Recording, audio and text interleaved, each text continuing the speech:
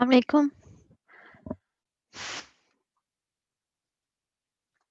हमारा specification topic चल रहा था। रिक्वायरमेंट इंजीनियरिंग में हम पढ़ रहे हैं कि रिक्वायरमेंट को सिस्टमैटिक वे से कलेक्ट करना है, और वो सिस्टमैटिक वे क्या है जो उसमें हम कहते हैं कि इंसेप्शन, एलिस्टेशन, एलेबोरेशन, देन हम उन्हें निगोशिएट करते हैं। निगोशिएशन, हम हर प्रोसेस को डिटेल में पढ़ रहे हैं। हमारा लास्ट 2 से 3 लेक्चर स्पेसिफिकेशन पे थे। रिक्वायरमेंट्स को स्पेसिफाई कैसे किया जाए। स्पेसिफिकेशन का मतलब क्या है कि लिखना है। अब उसमें हमने मेनली फोकस किया दो तरह की रिक्वायरमेंट्स पे। एक तो हम IEEE का फॉर्मेट को यूज करते हैं। एक स्टैंडर्ड होता है, वो आप अंडरस्टूड है आपको कि स्टैंडर्ड को हम यूटिलाइज करते हुए उसमें अपनी रिक्वायरमेंट्स को इन कर देते हैं एज ए स्टूडेंट, और आप वो IEEE के स्टैंडर्ड को अपनी इंडस्ट्री, अपनी कंपनी, अपनी प्रोडक्ट के स्पेसिफिक के लिए मॉडिफाई कर सकते हो, कस्टमाइज कर सकते हो। कुछ फॉर एग्जांपल कुछ पोर्शंस उसमें से आपको लगते हैं कि वो आपकी रिक्वायरमेंट्स का पार्ट नहीं होने चाहिए, और कुछ पोर्शंस आपको लगते हैं कि वो आपने ऐड करने हैं, तो आप कुछ उसमें से डिलीट करके अपनी स्पेसिफिक टेम्पलेट बना सकते हो अपनी पर्टिकुलर कंपनी का। तो आपने उसको फॉलो करना होता है। उसमें हमने फोकस किया कि हमने फंक्शनल रिक्वायरमेंट्स को कैसे स्पेसिफाई करना है, नॉन फंक्शनल रिक्वायरमेंट्स को कैसे स्पेसिफाई करना है। फंक्शनल रिक्वायरमेंट में मेनली हमने क्योंकि वो फंक्शनैलिटी होती है, वो कस्टमर हमें बता देता है एक्सप्लिसिटली हमें। न, उसमें हमने फोकस किया कि हमें रिक्वायरमेंट्स जो हैं, लाइक लैंग्वेज जो लिखना है, किस लैंग्वेज में लिखना चाहिए। लिखते हुए हमें मसला ना आए, हम रिक्वायरमेंट को इस तरह से लिखें कि वो डिफरेंट तरह से इंटरप्रिटेशन ना हो उसकी। इस चीज पे हमने मेनली फोकस ज्यादा किया। लेकिन हमारा स्पेसिफिकेशन वाले पोर्शन में, जब हम स्पेसिफिकेशन पोर्शन को पढ़ रहे हैं, इसमें हमने ज्यादा मेन हमारा फोकस जो था नॉन फंक्शनल रिक्वायरमेंट पे था कि नॉन फंक्शनल रिक्वायरमेंट को कैसे स्पेसिफाई किया जाता है। फंक्शनल तो हमें पता चल जाती हैं, नॉन फंक्शनल क्या होती हैं, वो यूजर के कंसर्न्स होते हैं। मेनली एक्सप्लिसिट वे में यूजर आपको डिफाइन नहीं करेगा। वो गोल्स कंसर्न्स की डिकम्पोजिशन करके, गोल की डिकम्पोजिशन करके आप फाइंड आउट कर सकते हो। हमने ये देखा ये दोनों वेज की कैसे ड्राइव की जा सकती हैं नॉन फंक्शनल रिक्वायरमेंट्स।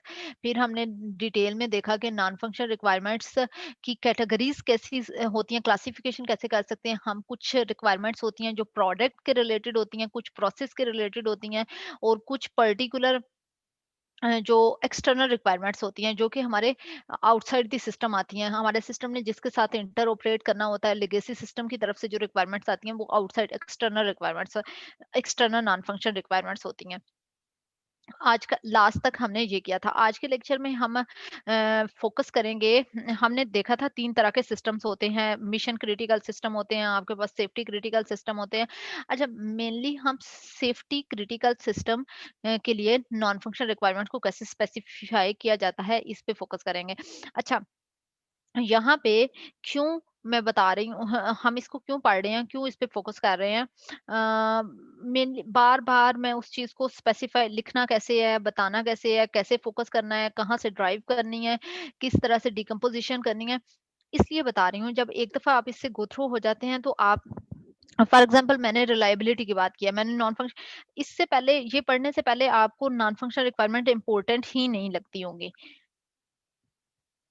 हमने एक चीज को पढ़ा, हमने कहा कि नॉन फंक्शनल रिक्वायरमेंट्स जो होती हैं उनकी इंपॉर्टेंस होती है, और उनकी इंपॉर्टेंस मोस्टली क्या होते हैं, safety critical system, mission critical system, इस तरह मेडिकल के सिस्टम्स होते हैं जिनमें इनकी वजह से बहुत ज्यादा नुकसान हो जाता है। मोस्टली जो प्रोजेक्ट फेलियर होते हैं, जो प्रोडक्ट फेल होती हैं, वो रीजन भी नॉन फंक्शनल रिक्वायरमेंट्स मीट नहीं होती। और नॉन फंक्शनल रिक्वायरमेंट मीट कैसे नहीं होती, आपने नॉन फंक्शनैलिटी तो बता दी, कस्टमर ने आपने सामने रख लिया, आपने वो मेंशन कर ली, और आपने फंक्शनैलिटी को टेस्ट करके उनको डिप्लॉय कर दिया। अब नॉन फंक्शनल रिक्वायरमेंट जो है, एक तो यूजर ने बताई नहीं, यूजर के कंसर्न्स थे, गोल्स थे, आपने उसको ड्राइव नहीं किया, ड्राइव करने के बाद एक्सप्लिसिट आप वे में आपने मेंशन नहीं किया, आपने उसको मीट नहीं किया, आपने उसको टेस्ट, नॉन कुछ रिक्वायरमेंट ऐसी होती हैं, नॉन फंक्शनल रिक्वायरमेंट को टेस्ट करना भी मुश्किल होता है, आप टेस्ट भी नहीं कर सकते, और ऊपर से जब एक चीज आपने स्पेसिफाई ही नहीं की तो आप उसे कैसे टेस्ट करोगे। इस तरह के इश्यूज आते हैं। उसके लिए हमने कहा कि नॉन फंक्शनल रिक्वायरमेंट्स जो हैं उनको क्वांटिटेटिव वे में जितना पॉसिबल हो सके मैट्रिक्स यूज़ करके आपने स्पेसिफाई करना है। स्पेसिफाई जैसे एक आपको एक चेकलिस्ट दे दी जाती है, एक आपको मैंने स्टैंडर्ड दे दिया है कि ये सारी नॉन फंक्शनल रिक्वायरमेंट मोस्टली होती हैं सेफ्टी क्रिटिकल सिस्टम के लिए। आपने देखना है कि आपने इन सारी चीज़ों को गो थ्रू किया है, मतलब आपने अपनी डॉक्यूमेंट जब आप स्पेसिफाई कर रहे हैं, जब आप राइट डाउन कर रहे हैं नॉन फंक्शनल रिक्वायरमेंट, तो आपने इन सारी चीज़ों को माइंड में रखते हुए इनसे गो थ्रू करके कि इसके लिए आपने कोई मेंशन किया है रिक्वायरमेंट या नहीं की, ताकि आपका कोई चीज़ आपकी ओमिट ना हो जाए, रह ना जाए। A failure of a critical system may result from a failure to meet a functional requirement, but more often it results from a failure of the system to satisfy non-functional constraints on its operation. अच्छा, non functional requirement क्या होती है? उसके operations पे constraint, ये आपने बहुत दफा डिफरेंट जगह पे डेफिनेशन पढ़ी है। अब कहते हैं कि फंक्शन जो क्रिटिकल सिस्टम्स होते हैं मोस्टली, अच्छा फेलियर्स उसके हो सकता है कि उसकी फंक्शनैलिटी के ना वर्क करने की वजह से होता है, लेकिन मोस्ट ऑफ द टाइम क्या होता है, फंक्शनैलिटी को बार बार टेस्ट किया जाता है, तो आप उसको हम डिप्लॉय कर देते हैं, लेकिन ज्यादातर क्या होता है, जो फेलियर्स होते हैं वो नॉन फंक्शनल कंस्ट्रेंट्स की वजह से होता है, वो मीट नहीं कर रहे होते। Principal non functional constraint which are relevant to critical system कौन कौन से हैं? Reliability, performance, security, usability, safety. ये कुछ मेन कंसर्न्स हैं जो कि सेफ्टी क्रिटिकल सिस्टम्स के लिए जरूरी है। मतलब आपने इनको माइंड में रखते हुए इनको आप रिलायबिलिटी कैसे प्रूव कर रहे हो कि आपका सिस्टम रिलायबल है, उसके लिए आपने रिक्वायरमेंट लिखनी है, रिक्वायरमेंट डॉक्यूमेंट के अंदर रिक्वायरमेंट लिखनी है कि ये चीज मीट होनी चाहिए। परफॉर्मेंस आप कैसे कैलकुलेट कर रहे हो, जब आपको इनको पता ही नहीं ये चीजें क्या हैं, तो आप कैसे मेंशन कर वैलिडेट कर सकते हो कि आपने जो प्रोडक्ट बनाई है या प्रोजेक्ट बनाया है उसके हाई परफॉर्मेंस है या क्या परफॉर्मेंस उसमें है या नहीं, कितनी परफॉर्मेंस है उसकी। तो आपको सबसे पहले इन सारी टर्म्स का पता होना चाहिए है होती क्या है। सेकंड थिंग कि आप इनको मेजर कैसे करोगे, आपने इनके लिए मैट्रिक्स कौन से यूज कर रहे हो, मेजर करने का वे आप लिखोगे। आप अपनी एसआरएस डॉक्यूमेंट के अंदर, सॉफ्टवेयर रिक्वायरमेंट स्पेसिफिकेशन डॉक्यूमेंट के अंदर मेंशन करोगे कि आप इसे कैसे डिफाइन कर रहे हो, इसको कैसे मेजर कर रहे हो। ये चीजें सेफ्टी क्रिटिकल सिस्टम के लिए मेनली जरूरी होते हैं। सब पहले हम क्या करते हैं, हम इन चीज सबको डिफाइन कर लेते हैं, इनकी कुछ एग्जांपल देख लेते हैं, ताकि आपके माइंड में आइडिया हो जाए कि ये रिलायबिलिटी नॉन फंक्शनल रिक्वायरमेंट जो है इसका मीनिंग क्या है, परफॉर्मेंस का क्या मीनिंग है, मैं अपने सिस्टम के अंदर इसको कैसे वैलिडेट कर सकता हूँ। उसके बाद हम देखेंगे एक जनरल चेकलिस्ट। ये तो हम कहते हैं कि कुछ इंपॉर्टेंट हैं जो कि safety principal non functional constant है जो सेफ्टी क्रिटिकल सिस्टम के लिए। फिर हम एक जर्नल चेकलिस्ट पढ़ेंगे। जैसे किसी भी काम को करने से पहले मैं आपको एक असाइनमेंट देती हूँ, मैं कहती हूँ उसमें आपने 5 पेपर्स लेने हैं। मैंने फॉर एग्जांपल मैंने आपको फाइनल टर्म असाइनमेंट दी है, वो 15 पेपर आपने लेने हैं। अगर आपके 15 है, मैंने चेक कर दिया, चलो ये क्राइटेरिया फिल हो गया। दूसरा क्राइटेरिया, आपके पेपर 2015 से 2020 के दरमियान होने चाहिए। दूसरा क्राइटेरिया फुलफिल हो गया। चेकलिस्ट, ये मैंने चेकलिस्ट बनाई हुई है कि ये सारी चीजें इसमें आपका प्लेजरिज्म कितने परसेंट है। उसके बाद मैंने ये सारी चीजें मीट हो रही हैं या नहीं मीट हो रही क्राइटेरिया, तो चेकलिस्ट बना देते हैं। तो मैं जर्नल आपको एक चेकलिस्ट लास्ट पे बताऊंगी जिसमें नॉन फंक्शनल रिक्वायरमेंट रिसर्च से वो एक डिफरेंट ऑथर्स ने रिसर्च के बाद उसे वो किया हुआ है कि ये चेकलिस्ट एग्जिस्ट करती है नॉन फंक्शनल रिक्वायरमेंट की, जो कि मीट होनी चाहिए। आपको थिंक करना चाहिए अपने सिस्टम के बारे में। हर हर पॉइंट को माइंड में रखते हुए अपने सिस्टम में सोचना है। जब आप स्पेसिफाई कर रहे हैं, रिक्वायरमेंट राइट डाउन कर रहे हैं, तो हमारे सिस्टम में हम इसे कैसे वैलिडेट करेंगे। First, reliability. रिलायबिलिटी क्या है? Constant on the run time behaviour of the system. क्या है? ये कॉन्स्ट्रेंट है on the run time behaviour. जो आपके सिस्टम का रन टाइम बिहेवियर है, मतलब चल रहा है सिस्टम, चलता हुआ आपका सिस्टम रिलायबल क्या है कि कोई प्रॉब्लम, अगर प्रॉब्लम तो नहीं करता, रन टाइम बिहेवियर के ऊपर कंस्ट्रेंट है। Can be considered under to separate heading. अब रिलायबिलिटी को कैसे हम कंसिडर कर सकते हैं? अवेलेबिलिटी एंड फेलियर रेट, ये दोनों मिलके रिलायबिलिटी बना रहे हैं। अवेलेबिलिटी भी हो सकता है, फेलियर रेट।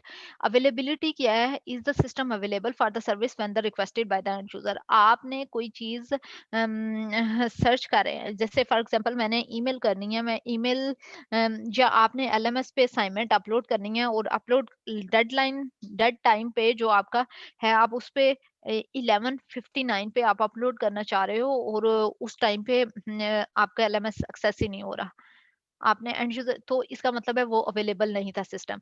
आपका सिस्टम अवेलेबल है। और failure rate, how often does the system fail to deliver the service expected by the end user. जो आप सर्विस एक्सपेक्ट कर रहे हो वो फेल कर रहा है। अब यहाँ पे रिलायबिलिटी को हम अवेलेबिलिटी और फेलियर रेट की सेंस पे मेजर कर रहे हैं।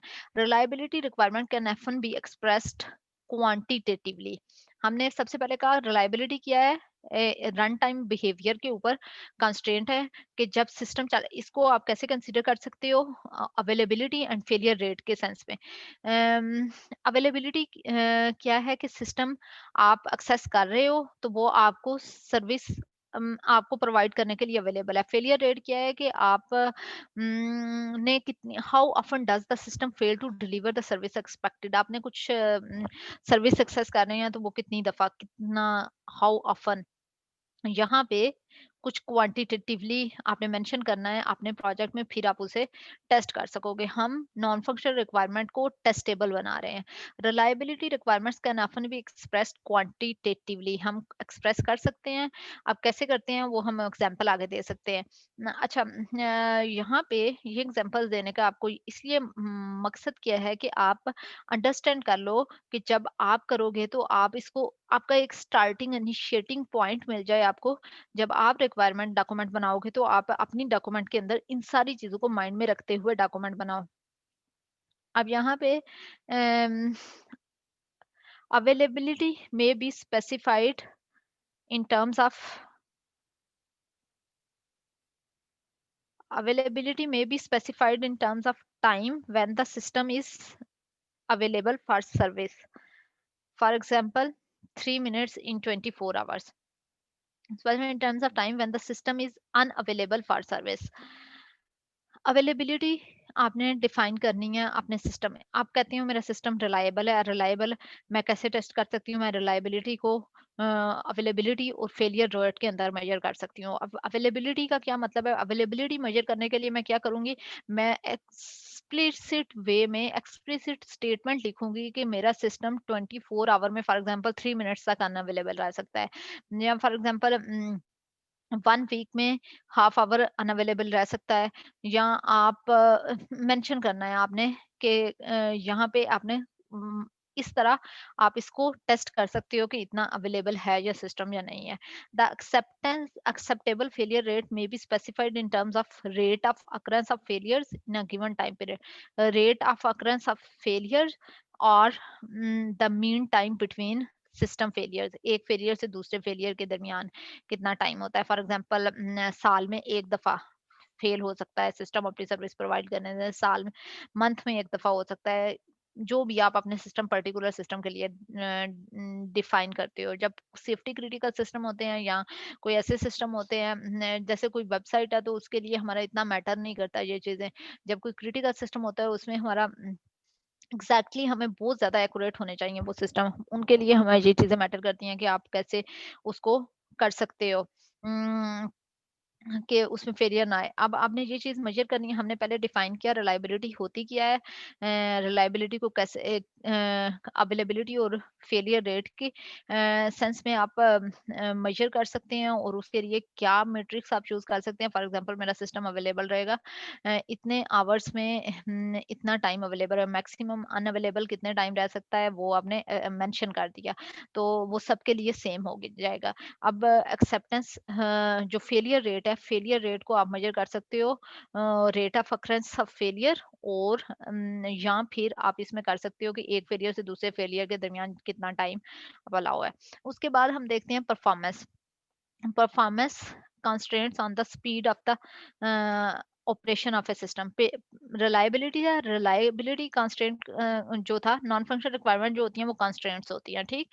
अब रिलायबिलिटी जो था वो कांस्टेंट था रन टाइम बिहेवियर पे, सिस्टम के अवेलेबिलिटी और फेलियर टाइम के सेंस में हम उसे कह रहे हैं। ये जो परफॉर्मेंस है वो स्पीड पे कंस्ट्रेंट है। Speed types of performance requirements. अब परफॉर्मेंस जो है वो response requirement, throughput requirements, timing requirements, हम किस तरह से उसे मेंशन कर सकते हैं। पीछे हमने पढ़ा कि रिलायबिलिटी को हम किस तरह से रिक्वायरमेंट की फॉर्म में लिख सकते हैं कि हमारा सिस्टम 3 मिनट तक अनअवेलेबल रह सकता है 24 आवर्स में, या हमारा सिस्टम का फेलियर रेट जो है mean time to failure rate इतना हो सकता है, सो ऑन। अब हम परफॉर्मेंस को कर रहे हैं कि परफॉर्मेंस को कैसे किया जा सकता है। परफॉर्मेंस में रिस्पांस रिक्वायरमेंट भी आ सकती है, थ्रूपुट रिक्वायरमेंट्स भी आ सकता है, टाइमिंग रिक्वायरमेंट भी आ सकता है। रिस्पांस रिक्वायरमेंट क्या है कि आपने कोई क्यूरी की है और आपको रिस्पांस क्या है वो कितने सेकंड में मिलना चाहिए। फॉर एग्जांपल आपने डेटाबेस से कोई क्यूरी की तो आप कहते हो मेरा सिस्टम जो है वो 2 सेकंड के अंदर रिस्पांस करता है, तो ये रिस्पांस रिक्वायरमेंट है। Specify the acceptable response of the system to end user input. For example, it might be specified that the system should respond to a user request for service within 2 second. आप 2 second के अंदर अंदर उसे response करना चाहिए। आपने कोई Curie की और डेटाबेस से वो रिजल्ट जनरेट होने हैं, तो वो ये ना हो कि वो राउंड राउंड राउंड राउंड होता रहे और आपके रिजल्ट 10 मिनट के बाद जनरेट हो, तो वो आपका सिस्टम बहुत थका हुआ सिस्टम होगा। थ्रूपुट रिक्वायरमेंट क्या होती है? Which specify the amount of data which must be processed in a given time. For example, it might be specified that the system must process at least 10 transaction per second. यहाँ पे आपने कोई Curie की, response requirement किया है, Curie की तो आपके रिजल्ट कितनी देर में, आपको रिस्पांस कितनी देर में मिला। यहाँ पे कि सिस्टम जो प्रोसेसिंग कर रहा है, सिस्टम की प्रोसेसिंग की बात हो रही है, रिजल्ट जनरेट होने की, रिस्पांस मिलने की बात नहीं है। वो हमने यहाँ पे कर ली। अब सिस्टम को 1 सेकंड के अंदर फॉर एग्जांपल कितनी ट्रांज़ैक्शन प्रोसेस कर लेना चाहिए, वो यहाँ पे हम मेंशन करेंगे। उसके बाद टाइमिंग रिक्वायरमेंट। आपका system which specify how quickly the system must collect input from the sensor before it is overridden by the next input value, और which specify how quickly output must be produced for processing by other system. For example, it might be specified that the system must poll sensor at least 6 times per second. अच्छा, performance requirement क्या हुआ? 3 तरह से हम यहाँ पे कर रहे हैं। अब response requirement, throughput requirements, timing requirement. Response requirement क्या है? आपने एक इनपुट दी और रिजल्ट जनरेट होके आपको रिस्पांस मिलना है, तो आप एक्सप्लिसिट वे में अपने प्रोजेक्ट की एसआरएस के अंदर मेंशन करोगे कि मेरा सिस्टम जो है वो 2 सेकंड के अंदर-अंदर, 5 सेकंड के अंदर-अंदर रिस्पांस, इसका रिस्पांस टाइम इतना है। थ्रू फिर आप उसे टेस्ट कर सकते हो। ये एक टेस्टेबल नॉन फंक्शनल रिक्वायरमेंट बन जाएगी जिसको टेस्ट वेरीफाई किया जा सकेगा। थ्रूपुट रिक्वायरमेंट्स के आपका सिस्टम 1 सेकंड के अंदर कितने ट्रांजैक्शन को प्रोसेस कर सकता है। फॉर एग्जांपल 10 कर सकता है, 20 कर सकता है। टाइमिंग रिक्वायरमेंट्स के अगर फॉर एग्जांपल इधर हमारी अटेंडेंस हो रही है, ये ऑटोमेटिक अटेंडेंस सिस्टम है, एम्प्लॉइज की अटेंडेंस होती है, तो वहां पे जाके आप देखते हो कि एक टाइमिंग रिक्वायरमेंट के आपका सिस्टम 1 सेकंड के अंदर कितनी इनपुट्स, मतलब एक बंदा है उसने जाके अटेंडेंस लगाई है और अटेंडेंस लगा के वो हट गया है, तो वो ये तो नहीं है उसी जगह पे स्टक हो जाएगा, पता नहीं दूसरा बंदा बेचारा 2 मिनट वेट करता रहे, मतलब नेक्स्ट इनपुट लेने। एक सिस्टम जो है आउटपुट जनरेट करने के मामले में भी ऐसी बात है, और इनपुट जनरेट करने के लिए कि वो कितनी जल्दी वो ओवरराइड कर देगा नेक्स्ट वाले से। अब फॉर एग्जांपल 5 लोग खड़े हैं अटेंडेंस लगाने के लिए। अब एक बंदा अटेंडेंस लगाई है तो वो 10 सेकंड के लिए वहीं पे उसी की अटेंडेंस पे स्टिक हो जाए, नेक्स्ट इनपुट ले ही ना, तो वो एक अच्छा सिस्टम तो नहीं होगा। आपने यहाँ मेंशन करना है कि कितना टाइम लेगा अगली इनपुट लेने में।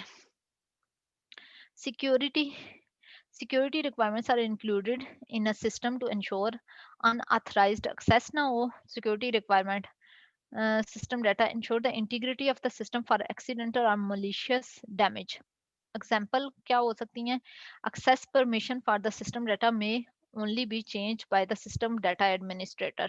आपने ये security requirement किया है कि आपकी permission जो हो सकती हैं, आपको रीड किया, राइट किया, या फॉर एग्जांपल मैं गूगल ड्राइव पे एक फ़ोल्डर क्रिएट करती हूँ, उसपे मैं सारे लेक्चर्स रख देती हूँ। मैं कहती हूँ लेक्चर्स को एलएमएस हमारा है, एलएमएस पे लेक्चर आप देख सकते हो। डाउनलोड कर सकते हो, लेकिन आप चेंज नहीं कर सकते। तो वो परमिशन जो है वो सिर्फ डाटा एडमिनिस्ट्रेटर जो होता है वो चेंज कर सकता है। All system data must be backed up every 24 hours and backup copies stored in a secure location which is not in the same build. For example आप कहते हो कि हमारा डाटा बहुत ज़रूरी है, सिक्योरिटी हम इस तरह से भी वो कर सकते हैं कि हमारे हर डेली का आपने आज का काम किया है, सुबह मॉर्निंग से आप 9 से 5 काम करते हो, 5 बजे में आप कहते हो कि हमारे सिस्टम जो है वो डाटा का बैकअप कर ले। बैकअप जो है कॉपीज़ वो सेम बिल्डिंग में नहीं, फॉर एग्ज़ाम्पल खुदा ना खास्ता कोई नुकसान हो जाता है तो वो सेम बिल्डिंग में नहीं रखनी, बैकअप की कॉपी आप कहीं और बिल्डिंग में रख रहे हो कि अगर इन केस कुछ खुदा ना खास्ता हो जाता है तो आपका सेफ रहे। All external communication between the system data server and client must be encrypted. आपका कोई और रीड ना कर सके। सिक्योरिटी एन्क्रिप्शन डिक्रिप्शन मैकेनिज्म, जिसको एन्क्रिप्टेड कोड का पता होगा वही पढ़ सकेगा उसे। Usability concern with specifying the user interface and and user interaction with the system. Well structure user manual information error message help facilitate and consistent interfaces enhance usability. Usability क्या है? आप यूजर ने आपकी एप्लीकेशन के साथ interact करना है। तो जो आपने फ्रंट एंड बनाया है, यूजर आपके सिस्टम के साथ फ्रंट एंड से इंटरेक्ट करता है। जो आपने सिस्टम बनाया है वो कितना यूजेबल है, कितना इजी है उसके लिए। आपने जो हेल्प प्रोवाइड किया, फॉर एग्जांपल मैंने वर्ड के अंदर, एक्सेल के अंदर कुछ फार्मूला लगाना है, कॉम्प्लेक्स फार्मूलाज लगाने हैं मुझे, अब वो नहीं समझ आ रही तो मैं हेल्प फाइंड आउट करूंगी। हेल्प से मैं देखूंगी फार्मूला लगाने का उन्होंने तरीका इजीली मेंशन किया हुआ है, मैं फार्मूला वैसे अप्लाई कर लेती हूँ। तो यहाँ पे एक well structured user manual, informative error message help facilitate and consistent interface enhance usability. ये चीजें आपकी यूजिबिलिटी को इंक्रीज करती हैं। यूजिबिलिटी आप मेजर कैसे कर सकते हैं? हमने पहले कहा यूजिबिलिटी होती क्या है। यूजिबिलिटी इस तरह से इम्प्रूव की जा सकती है कि मैनुअल और एरर मैसेजेस, लेकिन आप उसे मेजर कैसे कर सकते हैं? मैट्रिक्स का मतलब क्या है कि हम कैसे मेजर कर सकते हैं? Measurable attribute of usability requirement are entry requirement measured in terms of the years of experience with class of the application or simply age.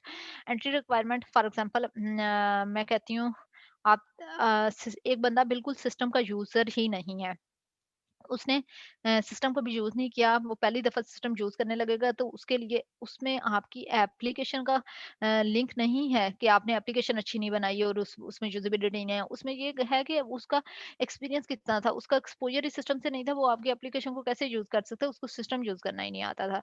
दूसरी लर्निंग रिक्वायरमेंट्स, अब लर्निंग रिक्वायरमेंट्स में क्या आता है कि आप की एप्लीकेशन एक नई प्रोडक्ट जैसे आती है, कोई भी नई ऐप आती है तो आप उसे लर्न करते हो, थोड़ा-सा टाइम आपका लगता है उसे लर्न करने में।